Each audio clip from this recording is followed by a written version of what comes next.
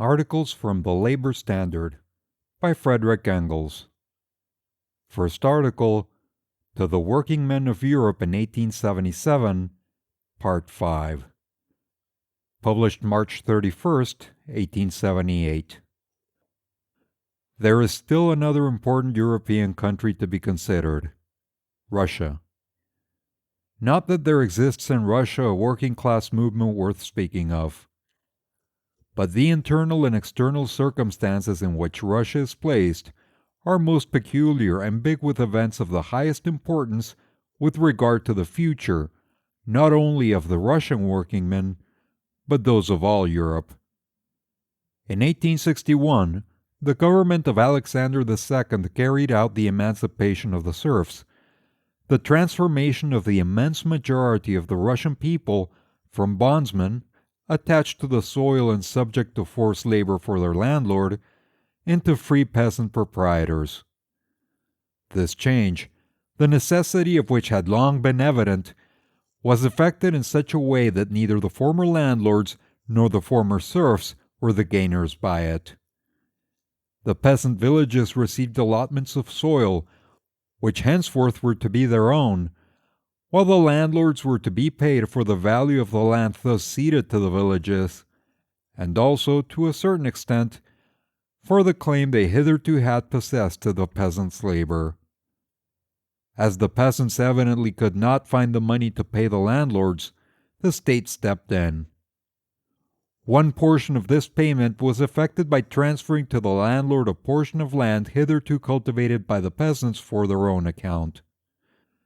The rest was paid in the shape of government bonds, advanced by the state, to be repaid to it with interest, in yearly installments, by the peasants. The majority of the landlords sold these bonds and spent the money.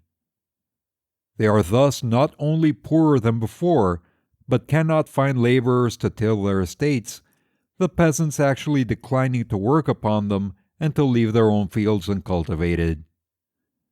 As to the peasants, their shares of land had not only been reduced in size from what they had been before, and very often to an extent which, under Russian circumstances, left them insufficient to maintain a family. These shares had, in most instances, been taken from the very worst land on the estate, from bogs or other unclaimed lands, while the good land, hitherto owned by the peasants and improved by their labor, had been transferred to the landlords. Under these circumstances, the peasants, too, were considerably worse off than before, but besides this, they were expected to pay every year to the government the interest and part of the capital advanced by the state for buying them off, and moreover, the taxes levied upon them increased from year to year. Furthermore, before emancipation, the peasants had possessed certain common rights on the estate lands of pasture for their cattle, the hewing of timber for building and other purposes, etc. These rights were expressly taken from them by the new settlement. If they wanted to exercise them again, they had to bargain with their former landlord. Thus, while the majority of the landed proprietors became even more indebted, in consequence of the change, than they had been before, the peasantry were reduced to a position in which they could neither live nor die. The great act of emancipation, so universally extolled and glorified by the liberal press of Europe, had created nothing but the groundwork and the absolute necessity of a future revolution. This revolution the government did all in its power to hasten on, the corruption pervading all official spheres, and leaving whatever power for good they might be supposed to possess. This hereditary corruption remained as bad as ever, and came to light glaringly in every public department at the outbreak of the Turkish War. The finances of the empire, completely disordered at the end of the Crimean War, were allowed to go from bad to worse. Loan after loan were contracted, until there were no other means of paying the interest of the old debts except by contracting new ones. During the first years of Alexander's reign, the old imperial despotism had been somewhat relaxed. The press had been allowed more freedom, trial by jury established, and representative bodies, elected by the nobility, the citizens of the towns, and the peasants respectively, had been permitted to take some share in local and provincial administration. Even with the Poles, some political flirtation had been carried on. But the public had misunderstood the benevolent intentions of the government. The press became too outspoken. The juries actually acquitted political prisoners which the government had expected them to convict against evidence.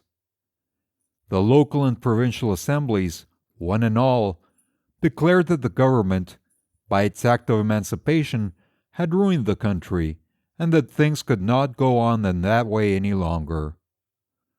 A national assembly was even hinted at as the only means of getting out of troubles fast becoming insupportable. And finally, the Poles refused to be bamboozled with fine words, and broke out into a rebellion which it took all the forces of the empire, and all the brutality of the Russian generals, to quell in torrents of blood. Then the government turned round again. Stern repression once more became the order of the day. The press was muzzled, the political prisoners were handed over to special courts, consisting of judges packed for the purpose, the local and provincial assemblies were ignored. But it was too late. The government, having once shown signs of fear, had lost its prestige. The belief in its stability and in its power of absolutely crushing all internal resistance had gone. The germ of a future public opinion had sprung up. The forces could not be brought back to the former implicit obedience to government dictation. Discussion of public matters, if only in private circles, had become a habit among the educated classes. And finally, the government, with all its desire to return to the unbridled despotism of the reign of Nicholas, still pretended to keep up, before the eyes of Europe, the appearances of the liberalism initiated by Alexander. The consequence was a system of vacillation and hesitation, of concessions made today and retracted tomorrow, to be again half conceded and half retracted in turns, a policy changing from hour to hour, bringing home to everybody the intrinsic weakness, the want of insight and of will, on the part of a government which was nothing unless it was possessed of a will and of the means to enforce it. What was more natural than that every day should increase the contempt felt for a government which, long since known to be powerless for good and obeyed only through fear, now proved that it doubted of its power of maintaining its own existence, that it had at least as much to fear of the people as the people had of it? There was only one way of salvation for the Russian government, the way open to all governments brought face to face with overwhelming popular resistance: foreign war.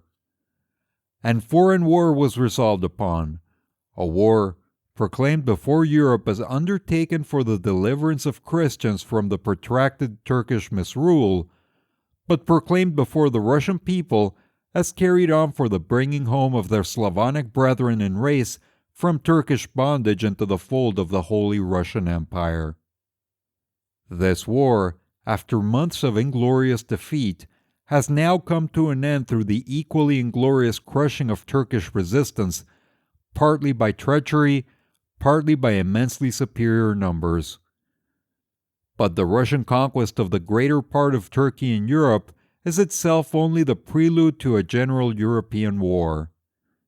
Either Russia, at the impending European Conference, if that conference ever meets, will have to recede so much from the position now gained that the disproportion between the immense sacrifices and the puny results must bring the popular discontent to a violent revolutionary outburst, or else Russia will have to maintain her newly conquered position in a European war.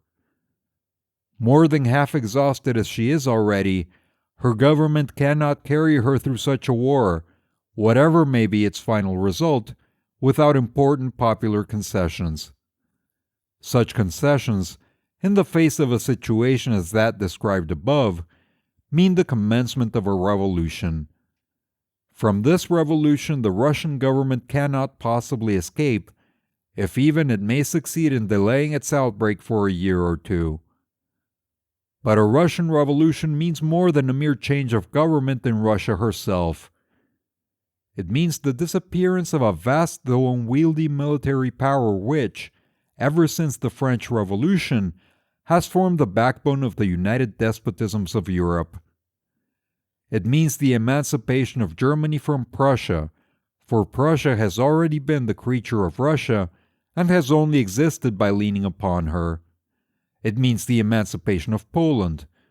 It means the awakening of the smaller Slavonic nationalities of Eastern Europe from the pan-Slavist dreams fostered upon them by the present Russian government.